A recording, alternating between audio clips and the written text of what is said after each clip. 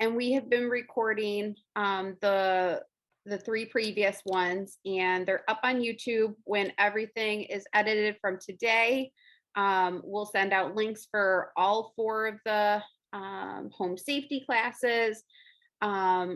I am putting together a home safety checklist, so that way you can go room by room through your house, and be able just to check out things that we talked about in class.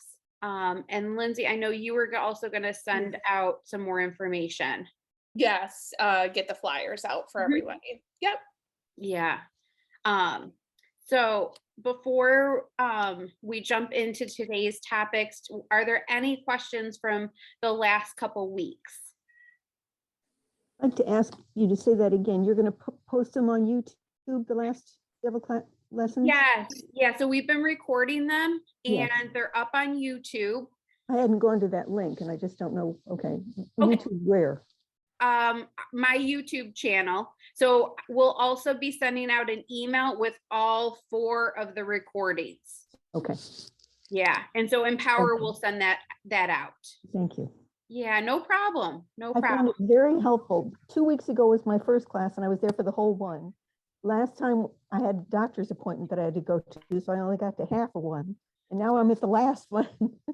So I will be pleased to look them up. It was very helpful. I got some new shoes based on what happened last week. Okay, and that's so great. That was our whole goal, is that, you know, every one of these sessions you were able to leave with hopefully a little tidbit of knowledge or strategies to just improve your safety, reduce your fall risk. I appreciate the way everybody shared too. Mm-hmm. That was helpful for me.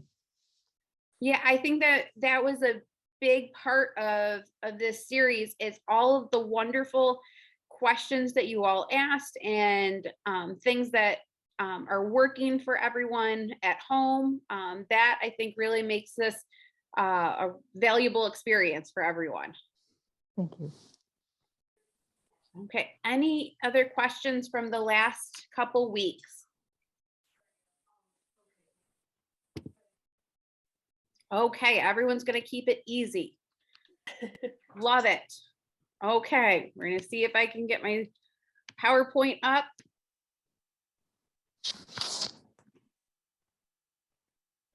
Okay.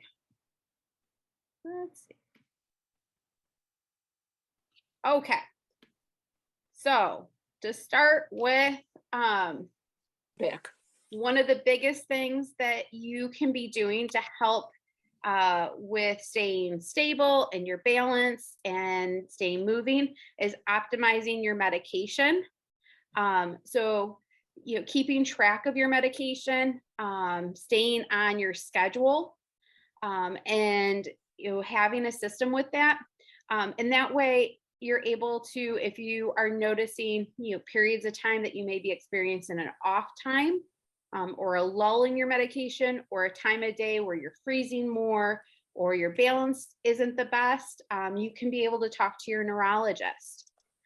If you are dealing with any blood pressure concerns, which can happen with Parkinson's, that is a great thing to also be monitoring. So if you are having issues with lightheadedness when you stand up quickly, we want to make sure that your neurologist is aware. And for pretty much everyone, we want to make sure that you are staying hydrated. I would say most everyone I work with is low on hydration, except for Bob. Bob is the most hydrated person I work with. And so really making sure you're keeping your fluid intake up.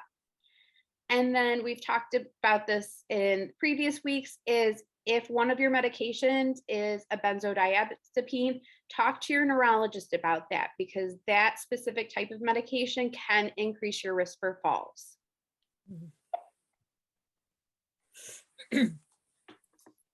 So how can physical, occupational, and speech therapy help? So this is my plug for therapy.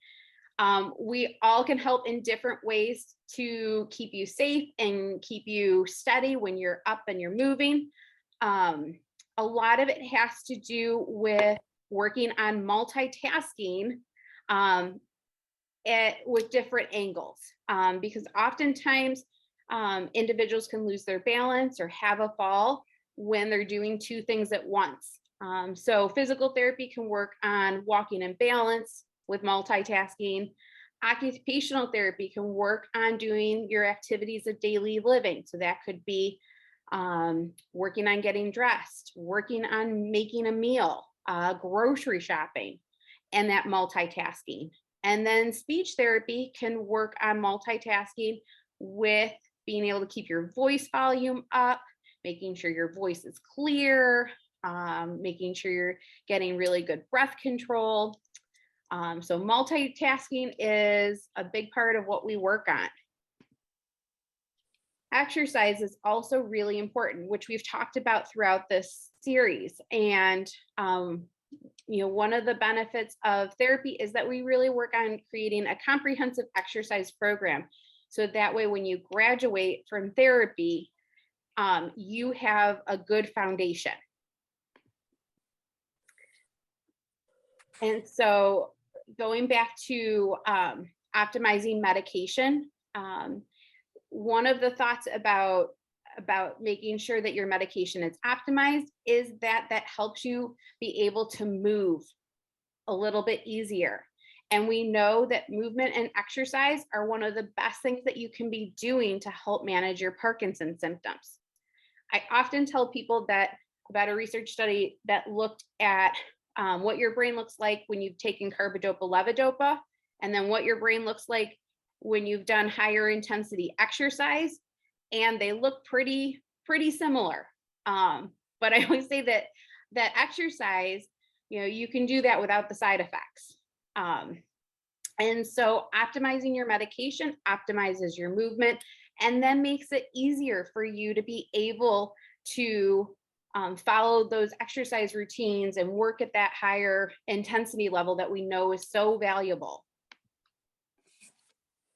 So you may be asking, what should I be doing for exercise?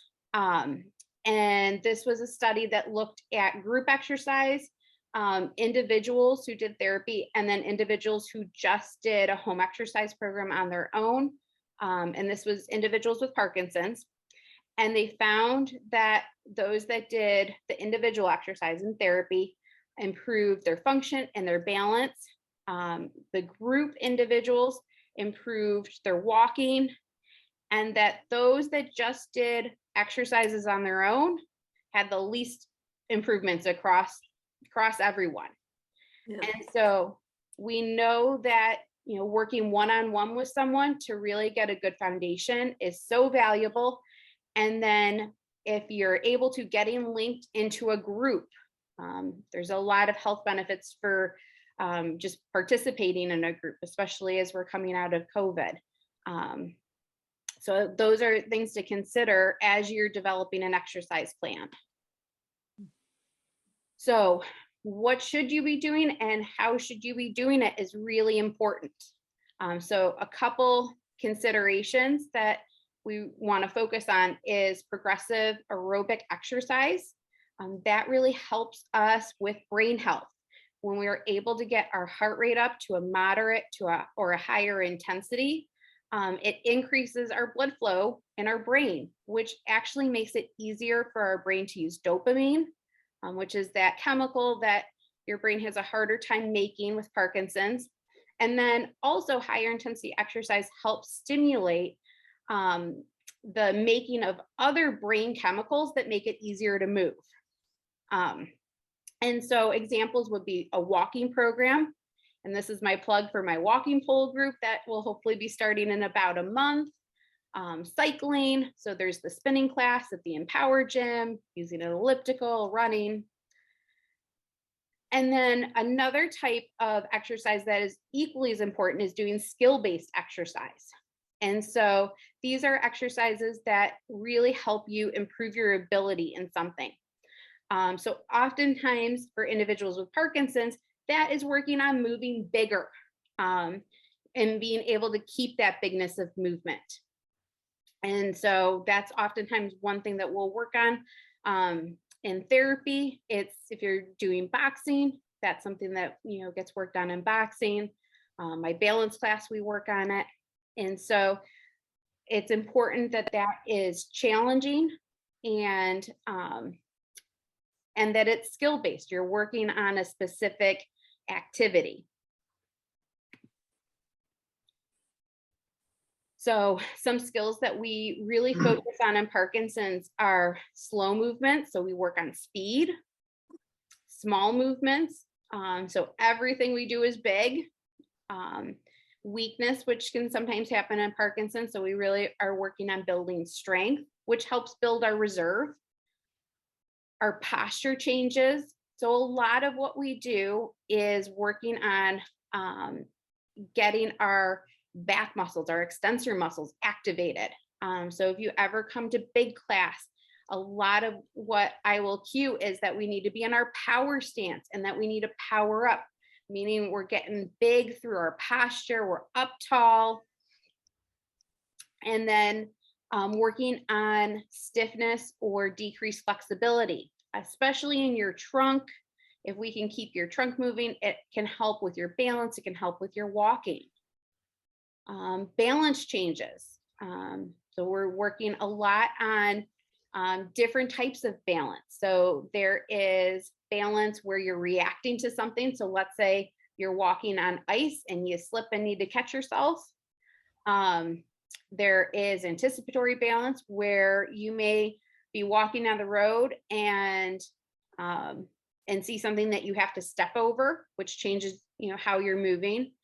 And then there's more dynamic balance, which is, in the grocery store, being able to walk and turn your head side to side as you're looking for, say, a can of soup. Decreased endurance. So we really want to be working on building reserve. And then bottom line is function. So we want you to stay moving and grooving for things that you really enjoy doing. So we talked a little bit about amplitude training. So that's a lot of what I focus on. It is really goal-based. We're working on having what we work on in therapy carried over into your everyday life. So that way you're getting a lot of reinforcement to keep moving big. So you may be wondering, how often should I be exercising? Well, they did a research study looking at the benefits of exercise at different amounts. And really what they found is those individuals who exercised 1 or 2 times a week weren't getting a lot of benefits. It was really when they got to the 3 times a week or higher that was where they saw changes.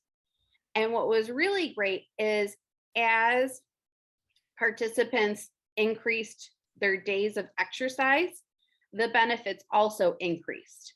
So really trying to keep yourself moving at least 3 days a week, but a great goal could be 6 or 7.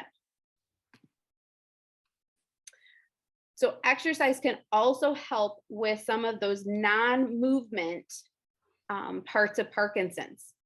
So it can help with some of the cardiovascular complications that can happen with aging because you're doing aerobic exercise.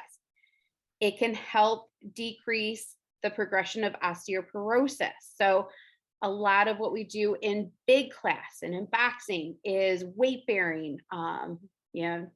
You love jumping jacks. Those are really great for bone health. Improve cognitive function. So doing 2 things at once. And then doing aerobic exercise increases good blood flow to your brain, which can help with cognitive function. Exercise can help prevent depression. It can improve sleep, decrease constipation. That oftentimes is something that people I work with are surprised about, is once we really get moving and are in a great exercise routine, is that can help with their constipation. Decrease fatigue, improve your overall function, improve how your medication is working. So again, that increased blood flow in your brain with aerobic exercise just makes it easier for your brain to use dopamine. And we've talked today about multitasking and brain health. So strategies to work on exercising your brain. There is a program, Brain HQ, and you are able to work on different areas of thinking with it. There is a free version, which is really great. I'll have people sign up for that, where you get a brain exercise a day. And then there's a paid version that's more in depth, where you do an assessment and it really is able to see what areas would be great for you to focus on. When we think brain training, it's so valuable to be doing different types of brain training. So a lot of times, if you're a Sudoku lover, you may just be 100% Sudoku and that's your brain training. But it is so helpful to be spicing that up because our brain uses a lot of different circuits. Within Brain HQ, it looks at your processing speed, and what one research study in Brain HQ has actually been, it was created by a neuropsychologist and has quite a bit of research to support using it.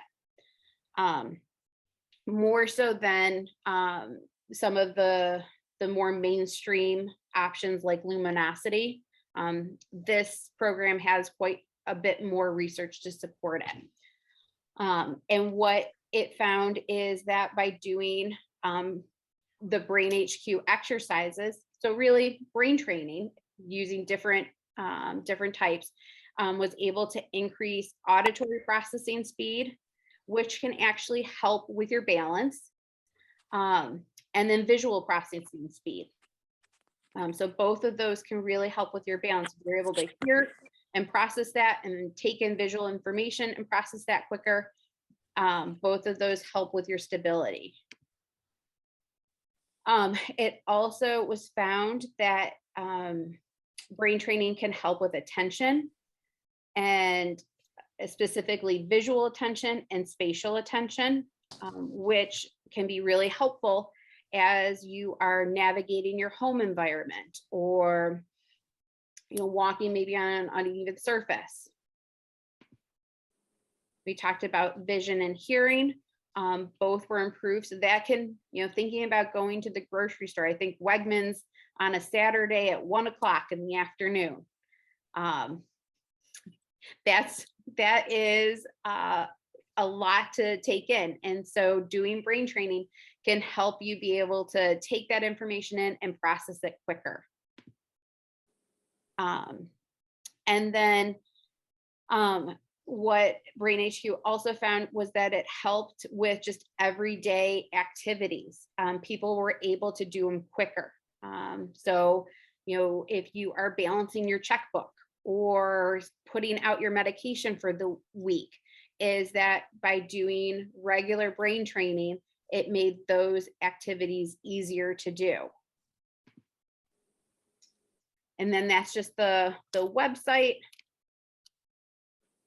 And then I always love this. If it doesn't challenge you, it doesn't change you, which is what we're all about, is helping give you the building blocks to really make change.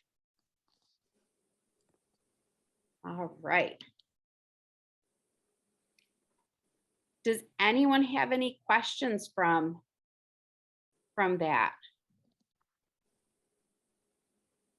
Good.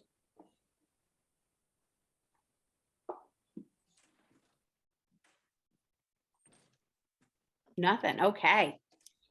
I answered all the questions. Just a quick one. Yeah. The website is www.brainhq.com. We go there for a preliminary assessment. So you can sign up, and there is a brain game of the day that you can take, and they're pretty fun. They're pretty fun, and I like it because it is not, just the same type of activity every day. like if you enjoy Wordle or Sudoku, it's working, which I think are wonderful. But it works on, a specific type of our brain thinking. And one thing that I really encourage people to do is challenge that. Because the activity that you are drawn to is probably that brain training that is like the most enjoyable for you. If you don't love math and numbers, Sudoku is not going to be your go-to brain training. Is this a free offering? Brain HQ? Brain HQ. Is it free? There is a version that's free. It's a where you get one brain activity a day. Okay. And the rest of it? Is So sort of you monthly or- you can sign up. I believe it's a monthly membership, and with that, there's a more in-depth assessment, looking at areas that would be helpful to work on. Okay, thank you. Do you have to download an app or can you go on their website and access it? It's on their website. Good. Yeah, so check that out. Okay.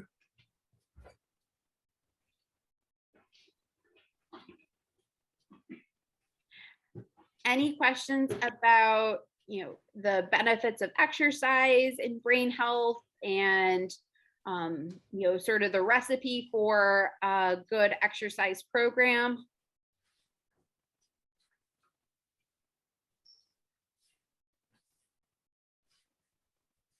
Well, great. That means that you guys are moving and grooving. Yes. Does anyone have any questions from any of the material that we covered over the last 4 weeks? The thing I always wonder about is we talked earlier about Lindsay getting the stuff out for the monitoring thing. Mm-hmm. And that's in the works. Mm-hmm. Yep. So, yep, that'll be completed or over, and it should be over by everybody by the weekend. Okay, great. Yep. And then we'll work on having this video edited hopefully by tomorrow. And then I'll send all of this over to Patrick to send out to everyone.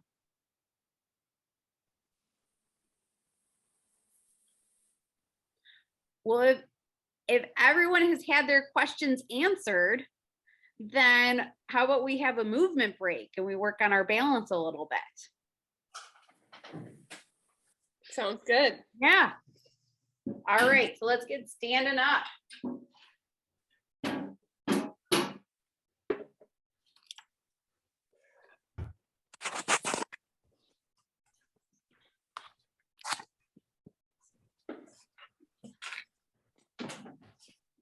Okay, so just like we start in balance class, I'm going to have you have feet in your power stance. So what that means is feet are underneath your hips. You're standing tall. And I want you just to check in with your feet to see, where are you keeping your weight? Are you all on one side? Are you back on your heels? Are you toward your toes? If you're finding that you're in one area of your foot, let's just try to shift to center. So that right there, I think, is such a great exercise.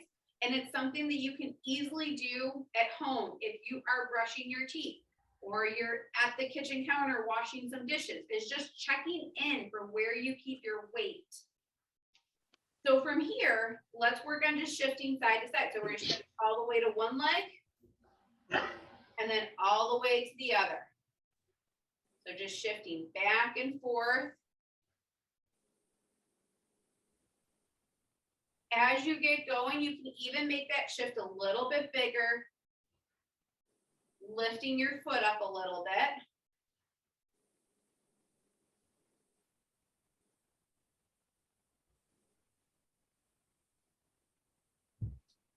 Great, these are beautiful weight shifts I'm seeing. And let's bring it back to center. So let's find the center in our feet. the center between our right and left. And then let's work on weight shifting forward and back. So we're gonna come forward towards our toes. We don't have to come all the way up. And then weight shift towards our heels. So toes and heels. Toes, heels. Toes, heels. So working on weight shifting through your foot. And you may find that one direction may feel a little bit more comfortable. So maybe going forward feels more comfortable than going backwards, or vice versa. And so from here, we're going to take this and let's do a circle. So we're going to come forward, we're going to come to the side, we're going to come back and to the side. So thinking about as you're shifting your weight, you're drawing a big circle on the floor.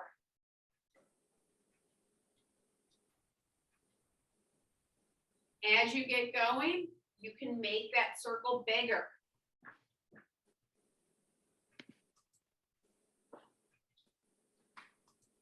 There may be a part of your circle that feels a little sticky, that maybe is a little bit more challenging to circle into.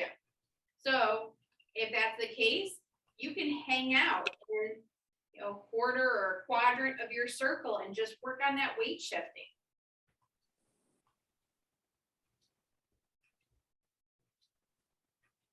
And then if you're feeling great with this, let's go the opposite way. So if you did clockwise, you're going to do counterclockwise.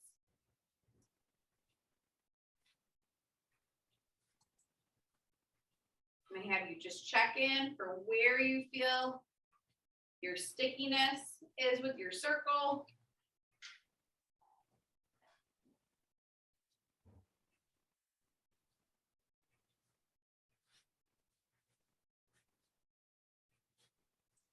Let's do one more circle and we'll come back to center.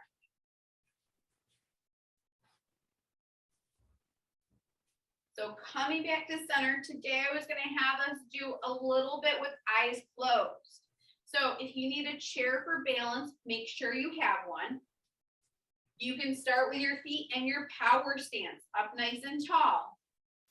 And we're going to work on closing our eyes and we're going to hold it for 30 seconds. All right, let's go.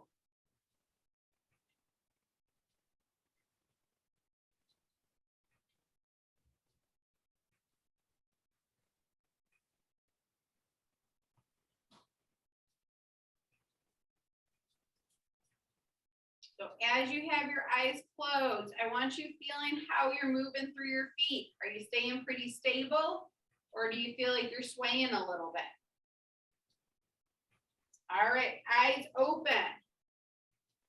If you did that and you're like, that was a piece of cake, then I'm gonna change it up a little bit. So you can have your feet closer together, so out of your power stance. Another variation is in a staggered stance. So 1 foot forward, 1 foot back. Again, make sure you have a chair there just in case you get a little wobbly.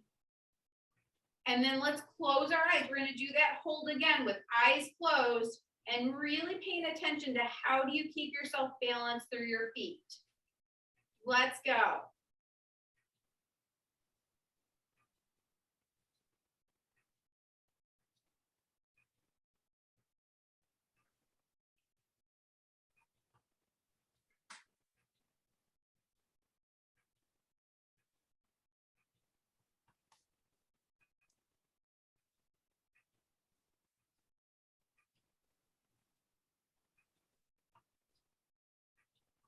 Eyes open.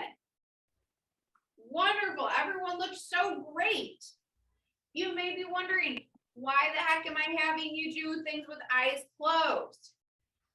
It is because as we get older, often people become more and more reliant on vision to give you information about how you're moving, how you're keeping your balance. So it is really valuable for us to practice some balance activities with eyes closed. The The next thing I'm going to have us do is a walking exercise.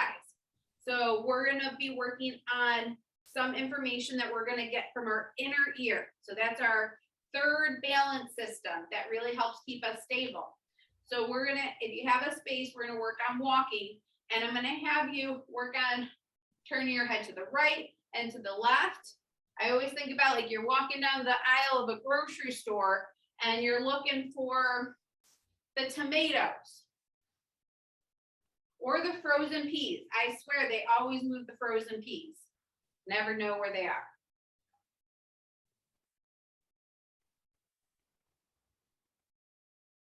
So as you're doing this, if you're feeling like you got this, you can change up the speed.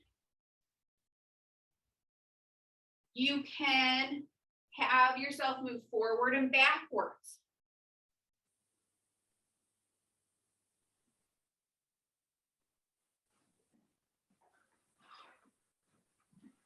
If you're feeling like it's hard to stay stable or you feel like you're veering, you can come back to center and just work on that head turn.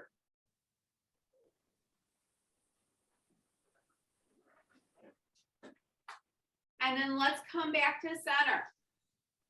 So we did side to side. Next, we're going to go up and down. So you're going to do that forward walk. It could be forward and backwards. And we'll work on looking up and down. Again, thinking like you're in the grocery aisle. You're looking for, something that could be at the top shelf. All right, let's go.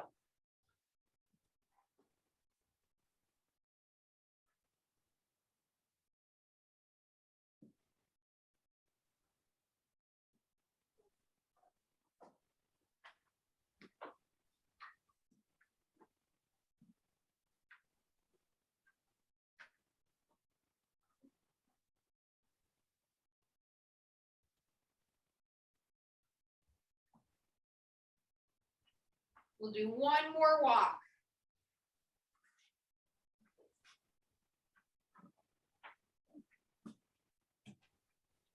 And then let's come back to center. All right, everyone's looking great. So what we're gonna work on next is working on standing on one leg. This is another great thing that you can be doing at home just as a balance check-in. You could do this right after you brush your teeth.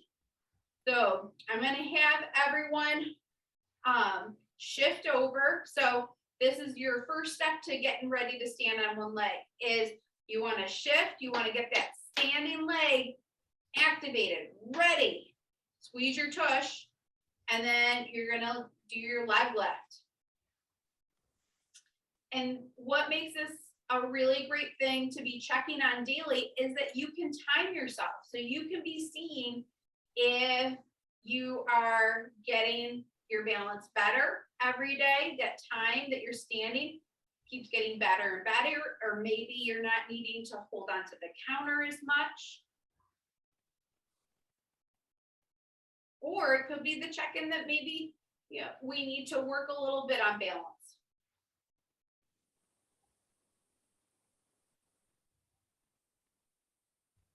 All right, let's put our foot down and then let's try the other side. So before you lift that leg, I want you to stand tall. You're shifting over to your standing leg, engage that leg, turn that tush on, and then lift.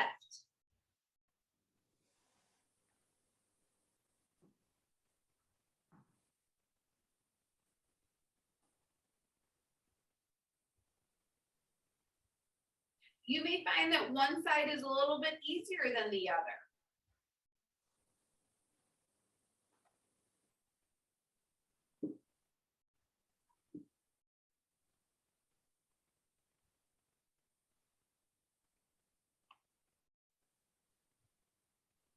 Okay, let's put our foot down. You all are doing wonderful. So another exercise we're going to work on, and this is a favorite in big class, is working on turns. So we're going to turn to your right. Our first turn is going to be a quarter turn. Then our second turn is going to be a half turn. We're going all the way to the right.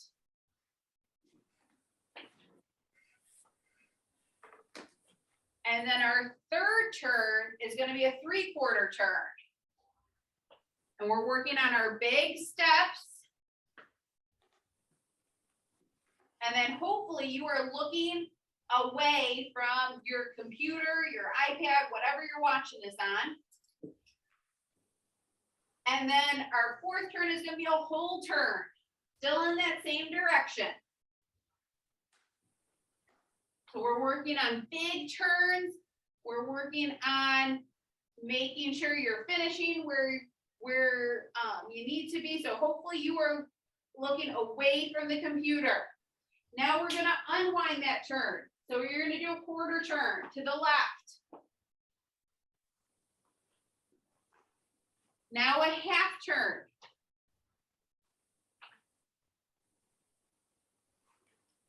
Now a 3/4 turn.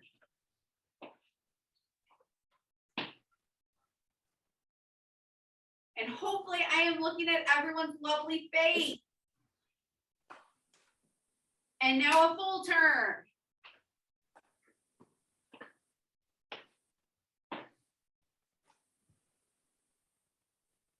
So I love that exercise because we work on big turns. We work on turning without pretzel feet. So what I think about a pretzel feet is a crossover. And we work on finishing our turns, which are all really important for keeping your balance. You guys did awesome today.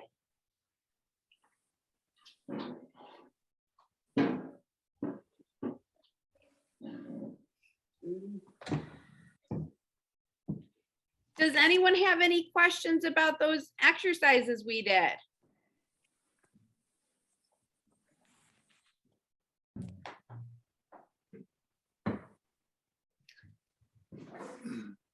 So if you found them helpful on our YouTube channel, there are more of our brain and balance classes, which are about 45 minutes to an hour with working on activities like these. That sounds very helpful, Great. because I don't walk outside if it's lower than 40 degrees. Mhm. This will give me more options inside. Mhm. And I do have to say, closing your eyes, I didn't realize how much of a difference that makes when you do close your eyes. Oh. Yeah, definitely a difference than when your eyes are open. Mhm. And that's something that as most people get older, your brain will naturally shift to where it's easiest to get information, and that is your vision. But one of the tricky parts about that is as we get older, our vision changes. You may need reading glasses. You may need bifocals or progressives. So we talked about that in earlier sessions about how glasses like progressives or bifocals can really impact your balance.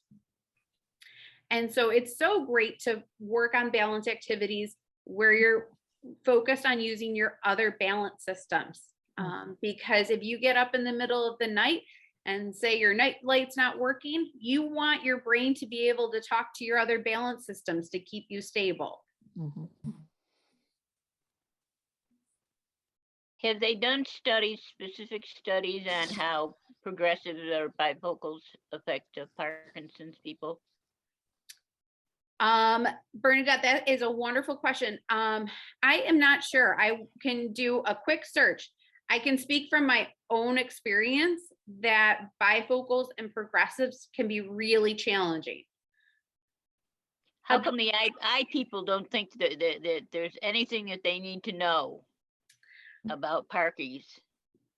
Well, so think about with Parkinson's, how movements get smaller and the speed of movements also gets slower.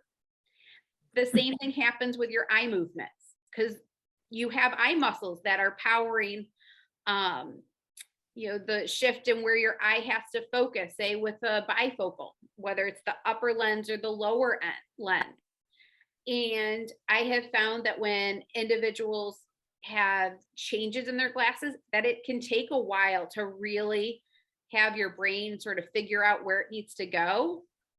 And then when you have your balance challenged, or you're in a busy environment that your brain has to shift back and forth, maybe doing two things at once, that it is that much harder to really have a clear eye movement, that you're able to focus in that section of the lens that you need to.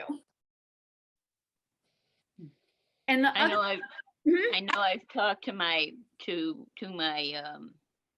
Syracuse opticians and ophthalmologists, and I asked specifically if there's anything that I should be aware of. Oh no, just dry eye, because you don't blink as much. Mhm. You know, and it seems the Rochester group is a little more aware of those abnormalities, but I haven't specifically talked to them about the eye movements, and it makes absolute sense. If you're not blinking your eyes as much, then your muscles are not also working as quickly. Mhm. And I would imagine that, like, I don't wear my I have progressives and I have to wear them all the time, but there's times when I don't wear them, and I bet you that just screws my brain up too, and my balance. It can sometimes make it confusing for your brain. And so there are exercises that we can work on, just like how we can work on getting your posture bigger and your steps bigger and your reaching bigger. We can do eye exercises to help work on the bigness of your eye movements, which we've done in balance class over, the sessions.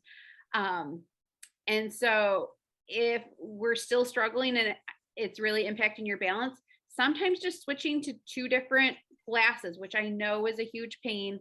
No one loves it when I suggest it, but having a set of readers and a set of distance can sometimes be helpful.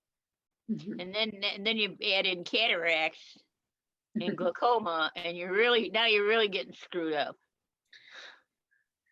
There are a lot of factors, which is, I think, Bernadette, such a great point that that it is really valuable to work on your other balance systems.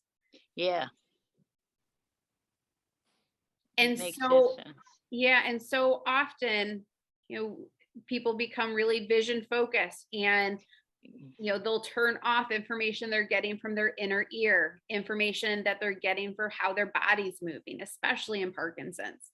And that is really valuable to, focus on and train. Yeah, I know I do. I turn it off. Well, Bernadette, turn it back on. I know. I fell this morning. Oh no. Okay, flip the switch, Bernadette. Yeah, If only it was that easy. I know. Does anyone else have any questions about your different balance systems, or how vision plays a role in balance? I think that was a really great conversation.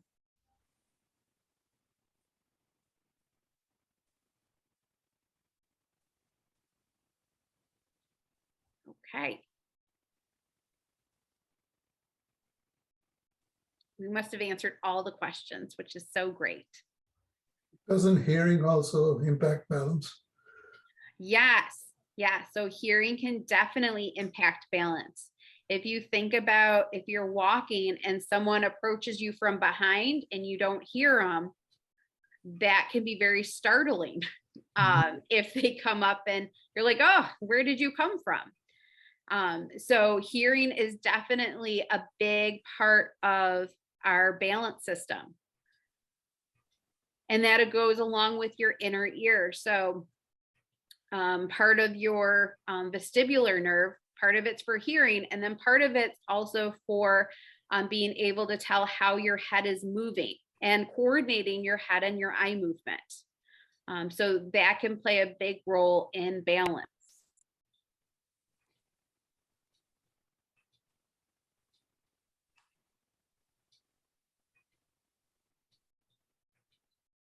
And that's one reason why it's so helpful to make sure you're getting your hearing checked, you're getting your vision checked every year, because those can play a big role in keeping you more stable.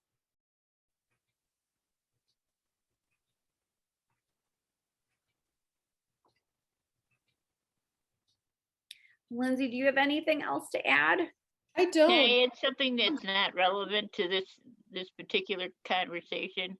As long as you're talking about checkups, you should get a baseline checkup dermatologically so that you don't get melanoma. I think it's melanoma.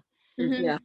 And then go once a year and get a checkup. Yes, absolutely. That is really important, yes, because individuals with Parkinson's are an increased risk for skin cancer. So make sure as we're getting to warmer weather and sunnier weather to have your sunscreen. Mhm. Well, And wear if- your straw hat. Oh, Wear your straw straw hat. hats. well, if everyone's questions have been answered, which is so great, what we'll do is we'll make sure that you all get links to the 4 weeks and our handouts. You'll have our email information. I'll also include a link to our YouTube channel for the balance classes. And if any questions pop up, you can always send us an email. Yeah, absolutely. Thank you. And I'm so glad you all came to join us this 4 weeks. I hope that it was a helpful series. How You want- often is this series offered? The first time. This is our first time. Well, it's a good thing. Thank you. Yeah. You are so welcome. Liz, was anybody else breaking up or freezing during this presentation? One episode. Nancy, I was watching your screen go back and forth and cutting in and out. I'm not sure if it's your internet connection, maybe. Probably.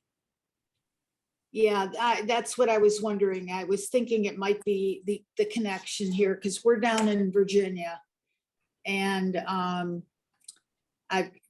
had problems with the connection. So, okay, I just wondered if it was me or you.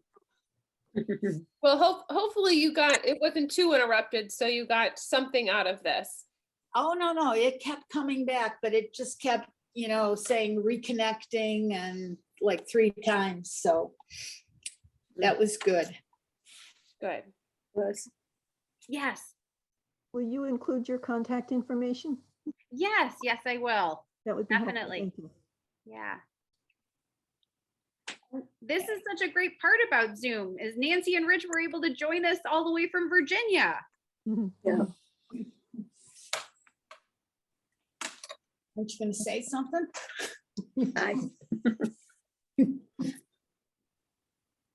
Rich, He's you're been quiet. Yeah, man, a few words today. Mm-hmm. It's because he woke up really early. Well, Liz, you've given us things to think about for vision, including eye exercises. What would you recommend to help improve hearing? Well, Is there- so I think getting your hearing checked, All right. and then if there are any issues with your hearing, being aware of it. Okay. And then Nothing we can do on our own to help improve it. not that I'm aware of, other Yeah. than hearing aids. Yeah, nothing specific that I can think of either. But definitely if there's some vertigo, things like that, your ears are affected, by that, or it's causing the vertigo, I should say. These balance exercises definitely help as well. And if anyone's dealing with vertigo or dizziness, this is another plug to come see me. So we specialize in dizziness here, and it is so good to see someone who really understands dizziness, because there are a lot of reasons why people can experience dizziness. Yeah.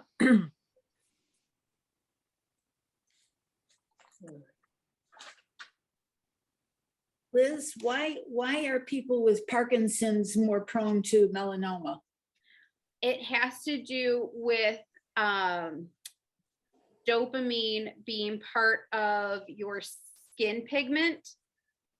And so that's, that because of the decreased dopamine, your skin protection from the sun is less. And so that is one reason why it's so important for individuals with Parkinson's to make sure that you get a dermatology checkup every year, that you are wearing your sunscreen. If you can, pace your time out in the sun, that can also be really helpful. Okay.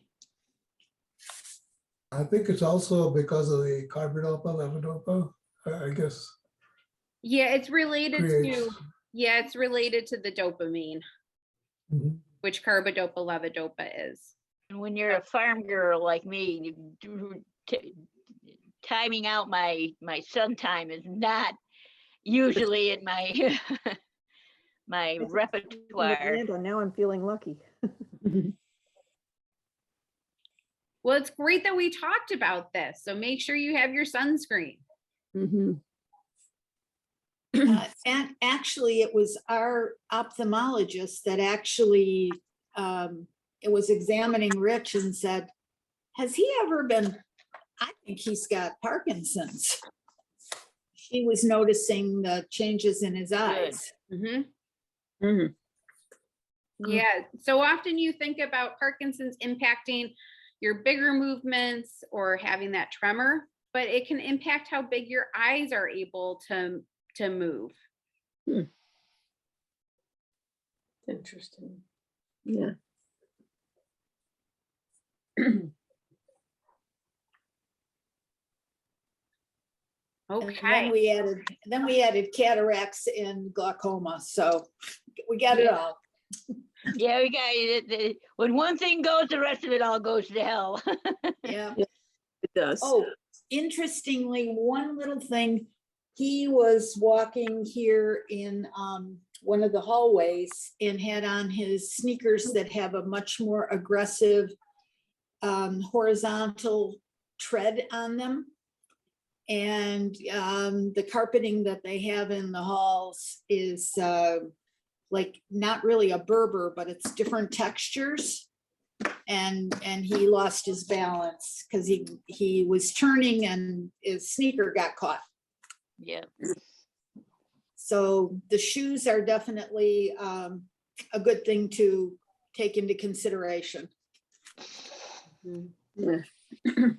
And keep working on your big steps. Liz, I love my Yes. walking poles. You do? Yes. I thought Good. they'd be a hindrance, but when I walk out to the mail, I just take a paper bag with me or a plastic bag with me and put all the mail in the bag and use the walking poles. Wonderful. Wonderful. I love walking poles. Where did you Hopefully we'll be find them? starting walking pole group soon. Where did you find the walking poles? Amazon. I want a staff. You can get that at Amazon too. Fair enough.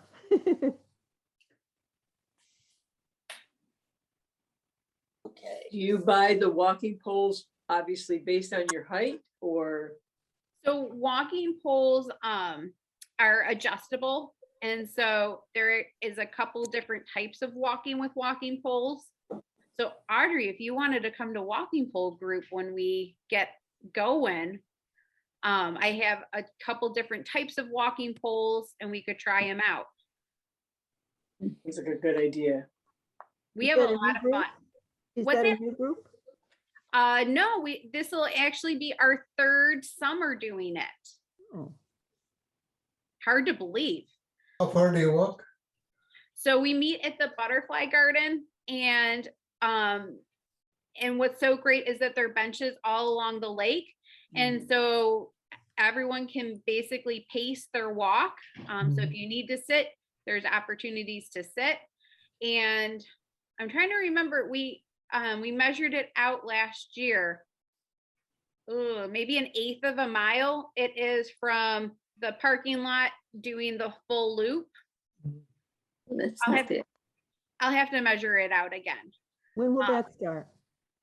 It's gonna start when the weather gets a little bit better. A little more consistent. Yeah. Yeah, so it needs to be a little bit warmer because we typically will meet in the morning and the ground needs to be a little less mushy. Yeah, I think you're right. I think we had to do 8 or 9 times around the loop. Mm-hmm. And of course, if you're Bob, he does it in 1/3 the time. Yeah, so Bob, who's on, is our all-star walker. So, They're great. I love that class. I can't wait to start. yeah, when we have students, Bob gives them a run for their money. So they have to keep up with him. Yeah, so keep an eye out. That's one of the classes through Empower that I run. And it'll probably be on Tuesday still this year. And I need to work out the time that we're going to have class. Because I know last year I got some feedback that 9 a.m. was a little too early for a lot of people who want to come. Us retirees, we like to kind of sleep in a little, take our time in the morning. Yeah, we did the early part already.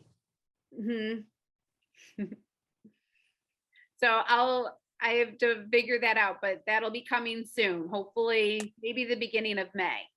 Tell me again, please, where the starting point is for that? It's at Onondaga Lake Park at the Butterfly Garden. Okay, I'll find it. Thank you. Yeah, it's a really great group. It's one of my favorites. We have a lot of fun. Hey, well, if no one else has any other questions, it has been so great. I'm so glad that you were all able to come and join us. Thank for you. offering Yes, this. thank you, everyone. It's been wonderful. All right, we'll send out all those resources this week. Please do. Thank you. Thank you. Bye. See you tomorrow.